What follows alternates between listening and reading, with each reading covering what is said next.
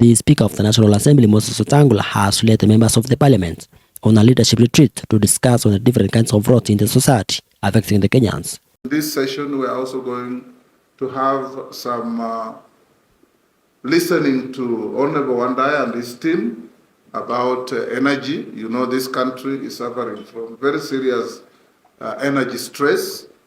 I keep on calling Alex here. Those of us who come from the West, Wamboka, Milemba, Amisi, Wajala, and others, I think we suffer more than any other part of the country in power outages and power dips.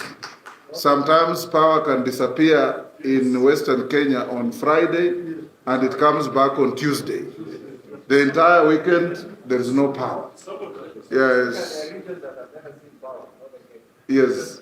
At least we have seen it, but it disappears. There are other regions, Kainan says, that have never seen power.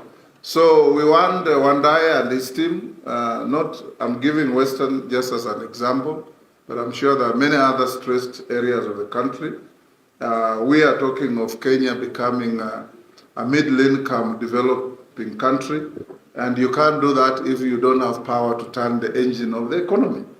So we need also to hear from you and your team what you are doing, what you can do, and what we can do to make you do what you ought to do as a ministry and as a leadership of the energy sector to help the country move forward. Because if the investors we are all looking for to come into Kenya find that our power is too expensive, and even when you are ready to pay is not available, it becomes very difficult. A lot of messages from Kenyans in the diaspora. Oh, Mr. Speaker, there is a bill before the House that is going to tax every single income in agriculture.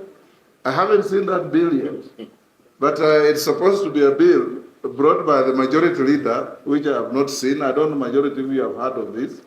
That there's a bill that is supposed to tax even an egg, supposed to tax a pint of milk. You know, as leaders, don't let this propaganda run ahead of you. Because there's no such bill as far as I know. I have also, as your speaker, sometimes gotten embarrassed where you go to a public place like a funeral, and a member who never speaks in the house stands up and says, I'm going to oppose that bill. And says all manner of things. When the bill comes, you don't even see the member in the house to speak to the bill that he was opposing at a funeral.